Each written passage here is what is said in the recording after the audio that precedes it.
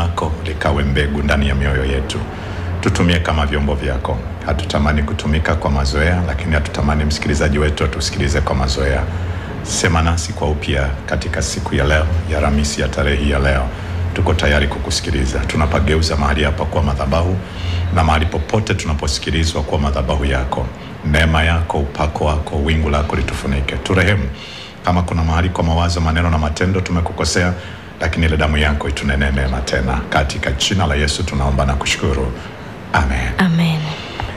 Tulikuwa na somo ambalo tulikuwa tumelianza, jifunze kutoa bila kujihurumia. Tulikuwa tumelianza hilo somo na tulikuwa tumeenda mbali kidogo, lakini sasa kwa sababu tumekuwa tukienda kwa kulikata, ninapata shida kwa wengine, inawezekana hawajapata mtiririko mzuri. Kwa nitajaribu kurudia ili angalau nikupeleke kwenye kipande ambacho nitakusogeza siku ya leo.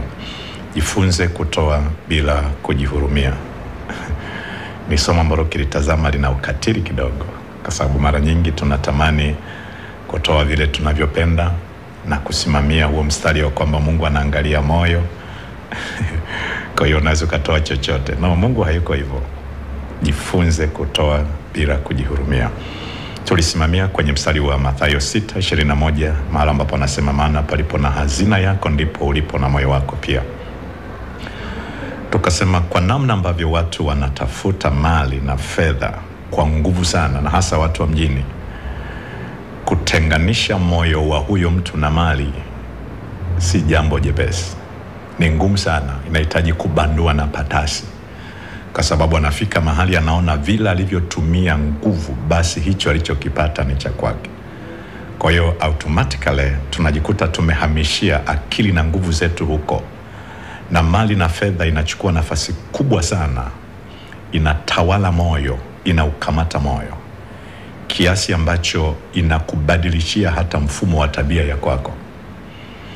Nilikuwa najaribu kuzungumza na vijana wa chuo kikuu cha Mlimani siku moja, waliponialika kwenye tamasha lao. Walikuwa na kambi ya maombi, kwa tulikuwa tunajifunza habari za maombi. Sasa miongoni mwa vitu tulivyojifunza ni namna ya kutengeneza maono yao ya kesho.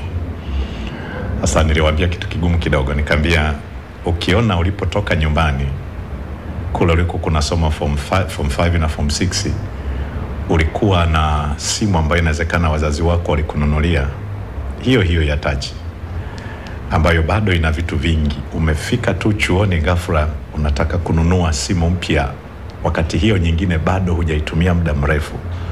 Ujue moyo wako umekamatwa na fedha.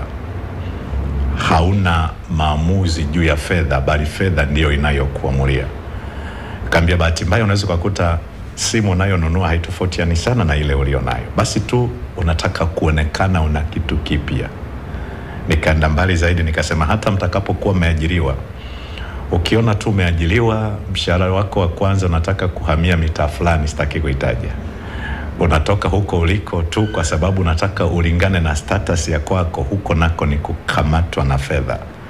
Nikawaongezea lingine, nikasema ukiona ulikuwa umepanga chumba na sebule na bado hujaoa hujaolewa, unataka kupanga nyumba nzima ya vyumba vitatu wakati uko peke yako, nikasema huko nako ni kutawaliwa na fedha. Kwa tuliainisha vitu vingi. Kwa tunapozungumza habari za kukamatwa na fedha, ni mazingira ambayo yanakufanya wewe usiwe na maamuzi juu ya ulicho nacho. Na ndio maana tumekuwa tukikutana na watu wengi kwenye mahitaji, anasema nikipata fedha zinapotea haraka mikononi. No. Hazipaswi kupotea. Zikiwa mikononi mwako zinapaswa zisikilize sauti yako. Kile unachohitaji uzifanyie fedha, sio kila ambacho fedha inahitaji ukifanyie. Na ndio maana kuna mtu ukimwachia 500,000 nyumbani, atanunua kikoi, ananunua wigi, ananunua na hiki, ukija kurudi hela imeshaisha nyumbani. Nauliza vipi? Anambia walikuja hapa machinga. Changamoto ni nini? Hela imekamata moyo wako. Kwa hiyo si sahihi sana moyo wako kukamatwa na fedha, bali wewe unapaswa kuiamulia fedha kwamba hiki nitakifanya, hiki sitakifanya. Hiki ni kweli ninakihitaji, lakini kinaweza kikasubiri. Hiki ninaweza nikanunua mwaka huu, hiki ninaweza nikasubiri mwaka ujao. Na mara nyingi huwa tunakumbusha sana wadada wa kazi pia kwamba usijisahau baada ya kuja mjini kupata kazi unataka kila wakati uko kwenye simu, una chati, oya uko wapi, unaandika message, zikiisha unajiunga na kifurushi kingine, huo ni mshahara. Ukishanunua kifurushi cha 1,000 kwenye 10,000 haijabaki 10,000 tena, imeshaenda. Na ndio maana kabla hujanunua kifurushi jiulize, ninataka kuwasiliana na nani? Unajua si dhambi simu yako isipokuwa na kifurushi. Hapa nitakuwa nimenuniwa na watu wengi. Narudia tena, si dhambi simu yako isipokuwa na kifurushi, isipokuwa na dakika, kama hauna kitu ambacho unahitaji kufanya. Ngoja nikusaidie hiki. Unapojiunga kwenye kifurushi chochote halafu huna mtu maalum wa kuwasiliana naye, utashawishika tu. Na saa zingine unataka kukimbizana na dakika zilizobaki, tunajiunga cha siku, cha wiki, ili angalau ziishe. Unaanza kuwasiliana mawasiliano ambayo sio rasmi, yametupoteza kwenye mwelekeo. Kwa hiyo unataka kuingiza kifurushi, lazima ujue ninawasiliana na 1, 2, 3. Unataka kujiunga na data zako, kuna vitu gani unaenda kuvitafuta? Sio unaenda kutafuta nani kafumaniwa na fulani. Hayo ni matumizi mabaya ya fedha. Ni kukosea kuitumia fedha yako, ni moyo wako kukamatwa na fedha. Mbona kipande cha leo kichungu sana, ngoja nirudi. Angalia, kwa hiyo kwa maisha yajayo ni sahihi sana na ni sawa tunaposema moyo wako ulipo ndipo, hazina yako ilipo ndipo na moyo wako utakapokuwepo. Lakini usiruhusu moyo wako ukamatwe, ushikiliwe, utawaliwe na fedha unapoishi hapa duniani, kiasi ambacho fedha ndiwe iwe na maamuzi makubwa kwako kuliko wewe. Nisisitize kwa hili, unapoona tabia yako imebadilika kutokana na fedha ulionayo, ujue tayari hapo ni changamoto. Wale watu wa SLP watanielewa, .com ni ngumu sana kwenye hii. SLP nakumbuka kuna wimbo mwimbaji mmoja akasema, mwisho wa mwezi ukifika watu hubadilisha hata lugha. Kipindi fulani ulikuwa unakutana mtu mwisho wa mwezi anakuambia, unanijua mimi ni nani? Anajiamini mfukoni ana kitu, ujue bado wewe haujashinda kudhibiti hali na nguvu ya utawala wa moyo wako. Sasa tulizungumza kwamba dalili za moyo wako kwamba umeshikiliwa na mali. Cha kwanza ni kudhani kwamba wewe ndio sababu ya mafanikio ya kwako, kwamba ulicho nacho ni bidii yako, ni nguvu zako, ni mapambano. Unasahau ya kwamba ulicho nacho ni Mungu aliyekupa kupitia uhai usiokuwa na dhamana nao. Tulisoma kwenye Luka 12:16 mpaka 21, yule tajiri alipolima mashamba yake akavuna sana, akasema sasa nitavunja hizi gara za zamani na kujenga mpya.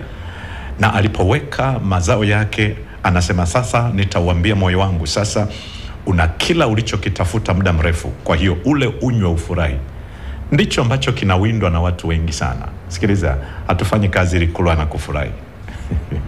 Tunafanya kazi ili mapato tunayoyapata pia yamtumikie Mungu. Sentensi ngumu sana. Sadaka, mshahara wako utumike pia kuwekeza kwenye ufalme wa Mungu. Kwa usidhani kwamba wewe ndiye sababu ya mafanikio yako. Lakini jambo la pili, kuona ulivyo na ulivyo navyo ni mali yako wala sio mali ya Bwana. Cha tatu, kuona kwamba ulivyo na ulivyo navyo ni matokeo ya bidii zako wala sio Mungu. Na la nne tukasema kuona kuwa suala la kutoa sadaka ni kufilisika, ni kupungukiwa, ni kupoteza katika vingi ulivyo navyo.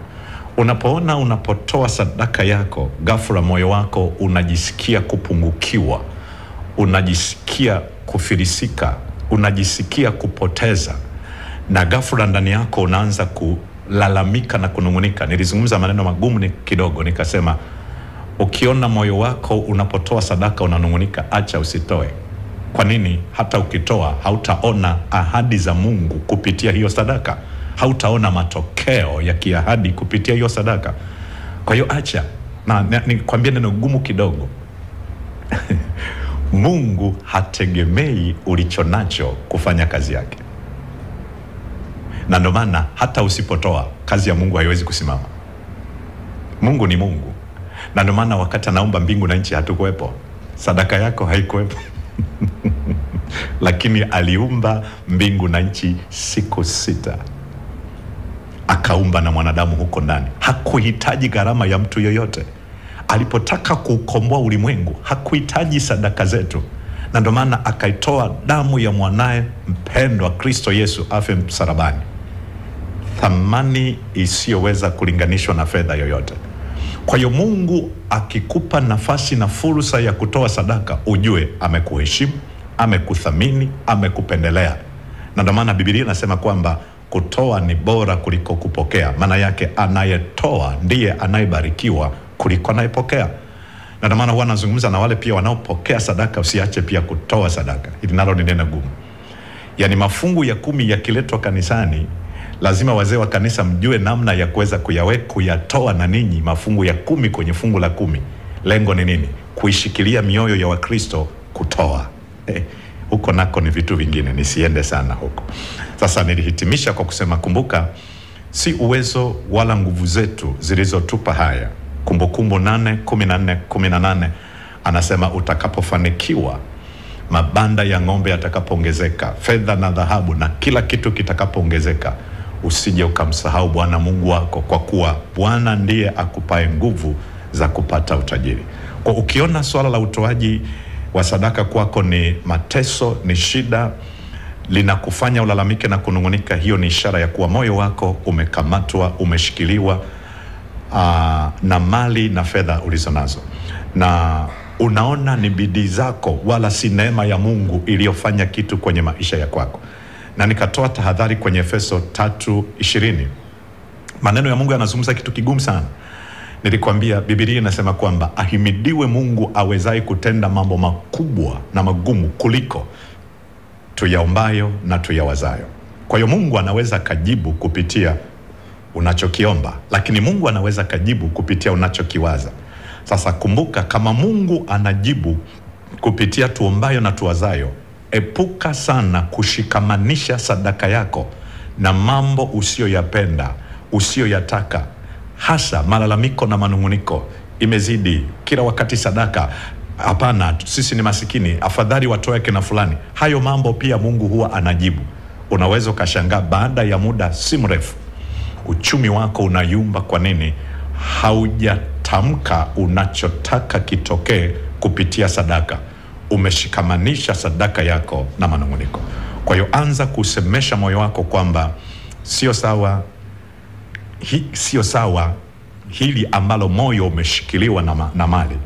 Anza kuviona vitu vyote kwamba ni Mungu aliyekuwezesha, ni Mungu aliyekupa, ni Mungu mwenye dhamana navyo, na hasa ukikumbusha moyo wako kwamba ulikotoka na ulipofika ni Mungu amefanya, si uwezo na wala si akili zako.